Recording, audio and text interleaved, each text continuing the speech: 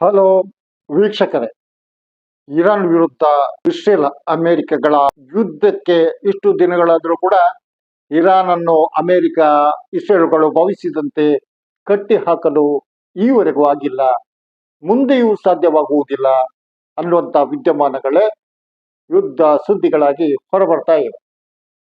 ಹಾಗಿದ್ರೆ Iran surrender ಆಗುತ್ತದೆ, ಕೆಲವೇ ದಿನಗಳಲ್ಲಿ ಇರಾನ್ನಲ್ಲಿ ಆಡಳಿತ ಬದಲಾವಣೆ ಮಾಡ್ತೇವೆ ಎಂದು ಹೊರಟಿದ ಅಮೆರಿಕ ಇಸ್ರೇಲ್ಗಳು ಹಾಕಿದ ಎಲ್ಲ ಲೆಕ್ಕಾಚಾರಗಳು ಉಲ್ಟಾ ಹೊಡೆದಿವೆ. ಹೊಡೆದದ್ದಾದ್ರೂ ಹೇಗೆ? ಇರಾನಿನ ಪರಮೋಚ್ಚ ನಾಯಕ ಸೈಯದ್ ಅಲಿ ಖಾಮಿನಯಿಯವರ ಹತ್ಯೆ ನಡೆದ ನಂತರವೂ ಕೂಡ ಇರಾನ್ ಅನ್ನು ಬಗ್ಗಿಸಲು ಅಮೆರಿಕಕ್ಕೂ ಇಸ್ರೇಲ್ಗಳಿಗೂ ಸಾಧ್ಯವಾಗಿಲ್ಲ. ಮಾತ್ರವಲ್ಲ, ಗಲ್ಫ್ ಕಂಟ್ರಿಗಳ ಮೇಲೆ ಇರಾನ್ ಡ್ರೋನ್ಗಳನ್ನು ಮಿಸೈಲ್ಗಳನ್ನು ಹಾರಿಬಿಟ್ಟು ಅಮೆರಿಕದ ಬೇಸ್ಗಳನ್ನು ಪುಡಿಗುಟ್ತಾ ಇವೆ. ಇವೆಲ್ಲದರ ನಡುವೆ ಇರಾನಿನ ಸುರಕ್ಷಾ ಮುಖ್ಯಸ್ಥ ಅಲಿ ಲಾರಿಜಾನಿ ದೊಡ್ಡ ಸುದ್ದಿಯಾಗುತ್ತಿದ್ದಾರೆ. ಈಗ ನಡೆಯುತ್ತಿರುವುದು ಇರಾನ್ನ ಇತಿಹಾಸದಲ್ಲಿಯೇ ಅತಿ ದೊಡ್ಡ ಯುದ್ಧ ಮತ್ತು ನಾಶ ನಷ್ಟದ ದಿನಗಳು. ಈ ನಡುವೆಯೂ ಅಲಿ ಲಾರಿಜಾನಿ ಶತ್ರುಗಳನ್ನು ಗಡಗಡ ನಡುಗಿಸುತ್ತಿದ್ದಾರೆ. ಆ ಮೂಲಕ ಜಗತ್ತಿನ ಗಮನವನ್ನು ತನ್ನೆಡೆಗೆ ಸೆಳೆದಿದ್ದಾರೆ.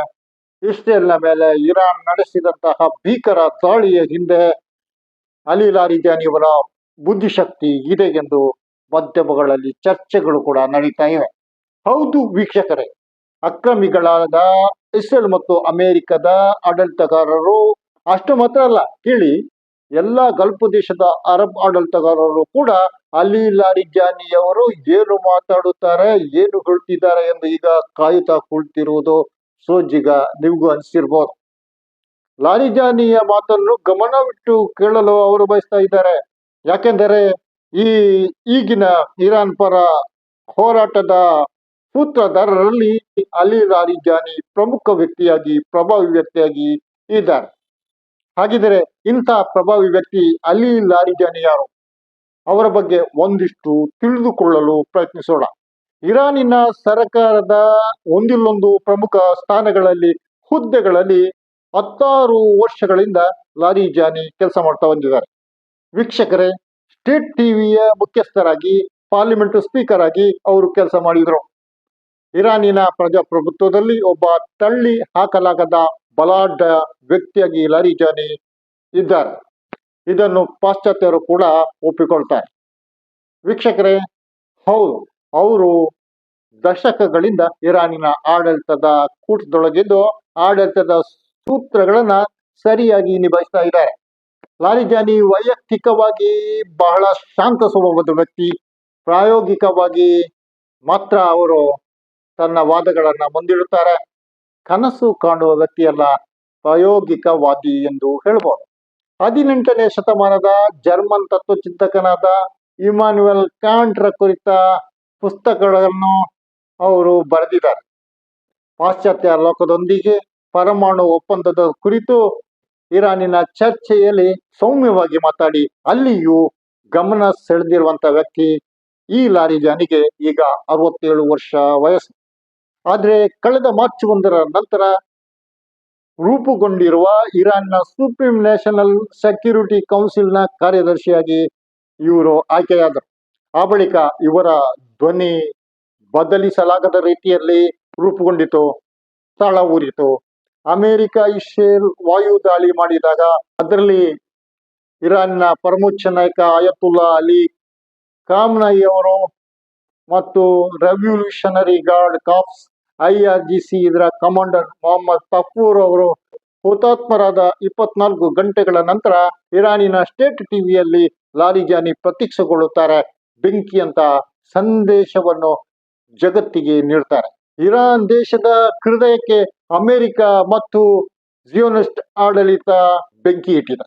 ಅವರು ಹೇಗೆ ಮಾಡಿದ್ರು ಅದೇ ತರನೇ ಅವರ ಹೃದಯಗಳನ್ನು ಕೂಡ ನಾವು ಸುಟ್ಟು ಹಾಕುತ್ತೇವೆ.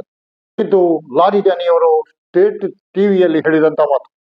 ಜಿಯೋನಿಸ್ಟ್ ಅಪರಾಧಿಗಳು ಅಂದ್ರೆ ಇಸ್ರೇಲ್ ಮತ್ತು ಲಜ್ಜೆ ಇಲ್ಲದ ಅಮೆರಿಕನ್ನರು ಅವರ ಕರ್ಮಗಳ ಫಲವನ್ನು ಅನುಭವಿಸಿ ತೀರ್ತಾರೆ. ಇಂಥ ತೀಕ್ಷ್ಣ ಮಾತುಗಳು ಲಾರಿಜಾನಿಯವರದ್ದಾಗಿತ್ತು. ಅಂತಾರಾಷ್ಟ್ರೀಯ ಹಂತಕ ಅಕ್ರಮಿಗಳಿಗೆ ಮಹಾನ್ ಇರಾನ್ ದೇಶ ಮತ್ತು ಈ ದೇಶದ ದಿಟ್ಟ ಸೈನಿಕರು ಮರೆಯಲಾಗದ ಪಾಠ ಕಲಿಸಿಯೇ ತೀರುತ್ತಾರೆ ಎಂದು ಅವರು ಸ್ಟೇಟ್ ಟಿವಿಯಲ್ಲಿ ಹೇಳಿದರು. ಅಮೆರಿಕದ ಅಧ್ಯಕ್ಷ ಡೊನಾಲ್ಡ್ ಟ್ರಂಪ್ ಕುರಿತು ಹೇಳಿದ್ದು, ಇಸ್ರೇಲ್ನ ವಂಚನೆಯಲ್ಲಿ ಸಿಕ್ಕಿಬಿದ್ದಂತಹ ವ್ಯಕ್ತಿ, ಇಸ್ರೇಲ್ನ ಮೋಸದ ಬಲೆಯಲ್ಲಿ ಸಿಕ್ಕಿಬಿದ್ದಂತಹ ವ್ಯಕ್ತಿ ಟ್ರಂಪ್ ಆಗಿದ್ದಾರೆ ಎಂದಾಗಿದೆ. 1958ರಲ್ಲಿ ನಜಫ್ನ ಶ್ರೀಮಂತ ಕುಟುಂಬವೊಂದರಲ್ಲಿ ಅಲಿ ಲಾರಿಜಾನಿ ಜನಿಸಿದ್ದಾರೆ. ಪ್ರಮುಖ ವಿದ್ವಾಂಸರಾದ ಮಿರ್ಜಾ ಆಶಿಂ ಅಮೋಲಿ ಇವರ ಪುತ್ರನಾಗಿ ಲಾರಿಜಾನಿ ಜನಿಸಿದರು. 1979ರಲ್ಲಿ ಶರೀಫ್ ಯೂನಿವರ್ಸಿಟಿ ಆಫ್ ಟೆಕ್ನಾಲಜಿಯಿಂದ ಗಣಿತ ಮತ್ತು ಕಂಪ್ಯೂಟರ್ ಸೈನ್ಸ್ ನಲ್ಲಿ ಪದವಿ ಗಳಿಸಿದರು.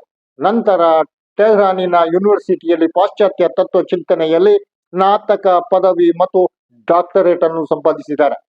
1979ರ ಕ್ರಾಂತಿಯ ನಂತರ 1980ರ ಆರಂಭದಲ್ಲಿ ಅವರು IRGCಗೆ ಇಸ್ಲಾಮಿಕ್ ರೆವಲ್ಯೂಷನರಿ ಗಾರ್ಡ್ ಕಾರ್ಪ್ಸ್ಗೆ ಸೇರಿದರು.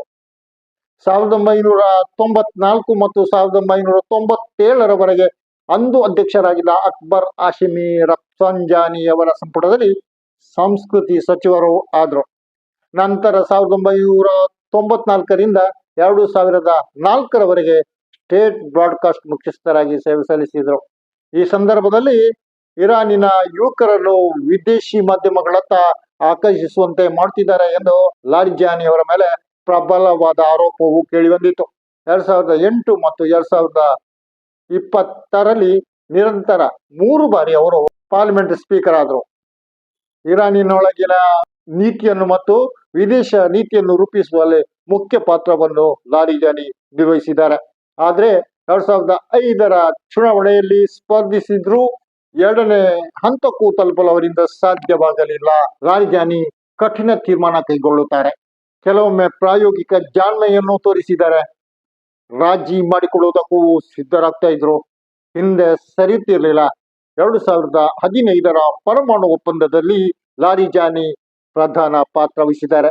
ವೀಕ್ಷಕರೇ, ಇರಾನ್ನ ಹೋರಾಟದ ಯಶಸ್ಸಿನ ಹಿಂದೆ ಬಲವಾದ ಶಕ್ತಿಯಾಗಿರುವುದು ಲಾರಿಜಾನಿ ಅವರು. ನಿಮ್ಮ ಅಭಿಪ್ರಾಯವನ್ನು ತಿಳಿಸಿ. ಸಬ್ಸ್ಕ್ರೈಬ್ ಆಗಿ, ಶೇರ್ ಮಾಡಿ, ಕಮೆಂಟ್ ಮಾಡಿ. ನಾನು ವರಪ ಮುಂಚಿ. ಜೈ ಹಿಂದ್.